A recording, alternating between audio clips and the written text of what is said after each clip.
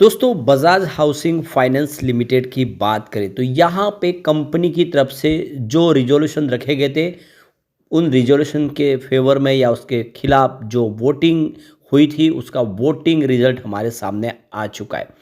क्या क्या रिजोल्यूशन थे और उसके प्रस्ताव में कैसे वोट पड़े हैं और क्या है इसके पीछे की वजह उसको समझेंगे। यहाँ पे आपको एक तो पता ही होगा कि हर कंपनी अपने एम्प्लॉयज़ को ईएसओपी स्कीम के तहत बोनस शेयर जारी करते हैं। जो भी एलिजिबल एम्प्लॉयज़ है जो अपने टारगेट अचीव करते हैं उनको शेयर बोनस के रूप में दे दिए जाते हैं। ये हर कंपनी की अपनी ईएसओपी स्कीम होती है जिसके लिए यहाँ पे कंपनी की तरफ से फैसला लिया गया था। तो इसकी नतीजे आ चुके हैं। इसके अलावा देखें तो यहाँ पे बजाज हाउसिंग फाइनेंस ने एक बड़ा और फैसला किया है जो इनके लिए गेम चेंजर साबित हो सकता है। वैसे तो बजाज हाउसिंग फाइनेंस अपने सेक्टर में एक बहुत ही मजबूत कंपनी है, लेकिन आप इसको पेयर कंपनी से तुलना करेंगे तो उसको आपको पी रेशियो थोड़ा हाई दिखाई देगा, जिसकी वजह से लोगों को लगातार लगता है कि स्टॉक महंगा है। लेकिन क्या इस लेवल पे वाकई में स्टॉक महंगा है? क्योंकि ऑलरेडी लिस्टिंग प्राइस से बहुत नीचे आ गया। 188 की लिस्टिंग प्राइस थी, इस समय 127 के आसपास है। क्या है संभावना, जानेंगे इस वीडियो के माध्यम से। लेकिन फ्रेंड्स उससे पहले अगर आप पहली बार हमारे चैनल पर आए तो चैनल को सब्सक्राइब कर दीजिए, एक बेल आइकॉन दबा दीजिए ताकि जब भी नया वीडियो बने पहला नोटिफिकेशन आपको मिले। वीडियो पसंद आए तो लाइक से जरूर कीजिए। चलो फ्रेंड्स वीडियो स्टार्ट करते हैं। मैं हूँ आपका दोस्त एस बी दवे और हमारे अपने चैनल ऑनलाइन कमाई में आपका बहुत बहुत स्वागत है।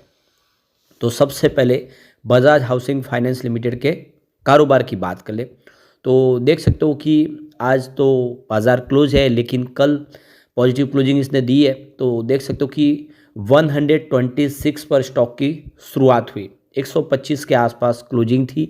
देख सकते हैं कि यहाँ पे परसों अब इंट्राडे में इसने 124 का लो बनाया। इसका मतलब है कि स्टॉक के अंदर गिरावट हुई है। ट्रेडिंग के दौरान स्टॉक नीचे गया, लेकिन वहाँ से काफ़ी अच्छी खरीदारी लौट के आई, जिसकी वजह से 127 का इसने हाई बनाया।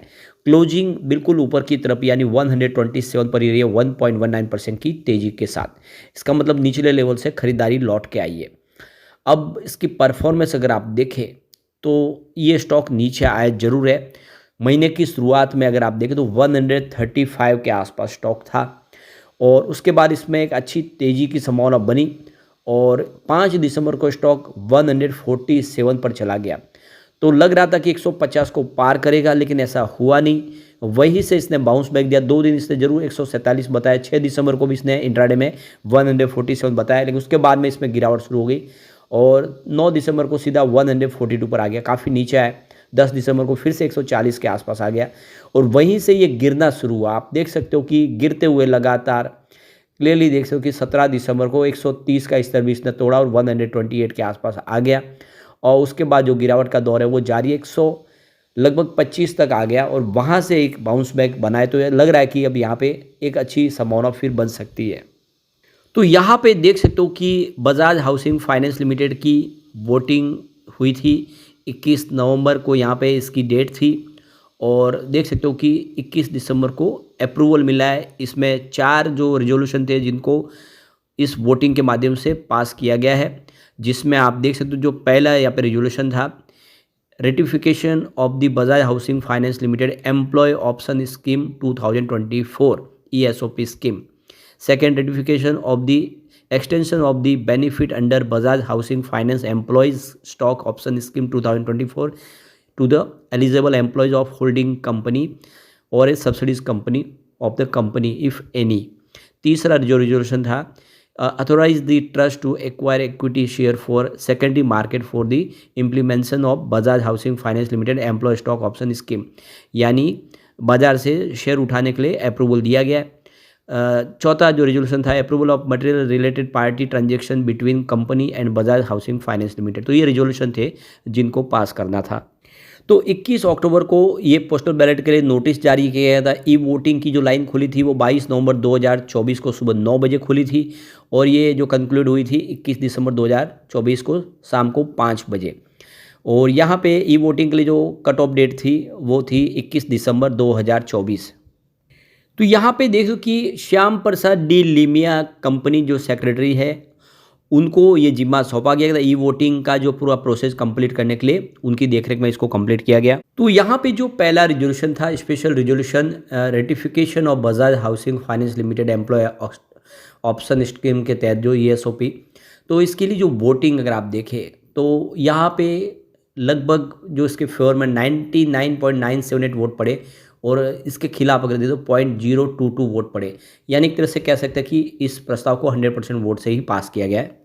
दूसरा जो यहाँ पे रिजोल्यूशन था, ये भी स्पेशल रिजोल्यूशन था, इसको भी पूरे वोट के माध्यम से, प्रस्ताव के माध्यम से पास किया गया है, जहाँ पे 98.723% वोट इसके फेवर में थे और 1.277% वोट जो थे वो इसके खिलाफ थे, यानी लगभग पूर्ण बहुमत से ये प्रस्ताव भी पास हो गया।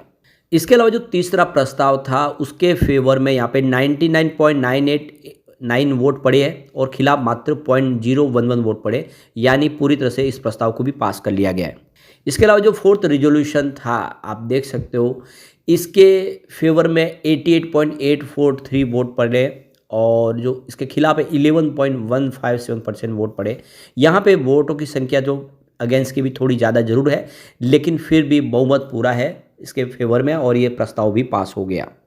अब यहाँ पे एक और जो बड़ी अपडेट निकल के आ रही है, बजाज हाउसिंग फाइनेंस लिमिटेड ने एक नई dual rate loan scheme introduce की है फिक्स ROE के साथ 3 साल के लिए। तो ये जो नई स्कीम लॉन्च की है, यह लोन के लिए भी है और लोन अगेंस्ट प्रॉपर्टी के लिए भी है, दोनों के लिए इन्होंने ये नई स्कीम लॉन्च की है। तो इस स्कीम के तहत जो होम लोन जो बायर्स है, जो या फिर लोन अगर प्रॉपर्टी है जो बोरोवर्स है, वो फिक्स इंटरेस्ट रेट का भी बेनिफिट ले सकते हैं। आने मतलब जो 3 साल तक वो जो इंटरेस्ट रेट है वो फिक्स रहेगी, उसमें कोई बदलाव नहीं होगा। और यहाँ पे देख सकते हो कि एक आप देख सकते हो कि फिक्स EMI के तहत भी यहाँ पे वो अपनी इस बेनिफिट का लाभ ले सकते हैं। और 3 साल के बाद ये जो लोन है ये फ्लोटिंग इंटरेस्ट रेट में कन्वर्ट हो जाएगा और उसके हिसाब से जो भी इंटरेस्ट रेट है वो लगेगी। तो यहाँ पे सैलरी बेस और जो सेल्फ एम्प्लॉयड दोनों के लिए स्कीम काफ़ी बेनिफिट वाली है।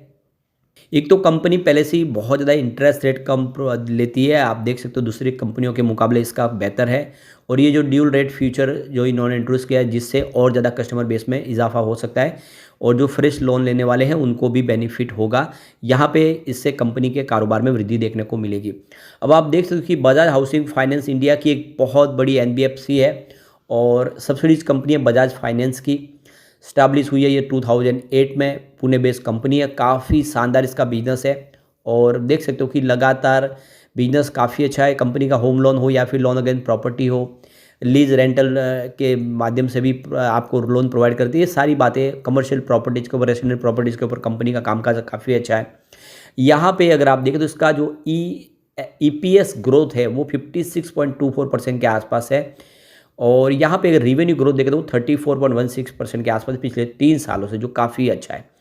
और लास्ट 12th मंथ में अगर आप कंपनी का जो रेवेन्यू है वो 84,030.60 करोड़ के आसपास इन्होंने जनरेट किया है और जिसमें 10.32% की वृद्धि देखने को मिल रही है पिछले साल के मुकाबले, यानी रेवेन्यू काफ़ी अच्छा जनरेट कर रही है कंपनी। यहाँ पे Q2 भी बहुत ही बेहतर था। कंपनी का जो प्रॉफिट है उसमें 21% की ईयर ऑन बेसिस पे वृद्धि देखने को मिली थी, जो 546 करोड़ के आसपास रहा था, जबकि पिछले साल सेम क्वार्टर में 451 करोड़ के आसपास था।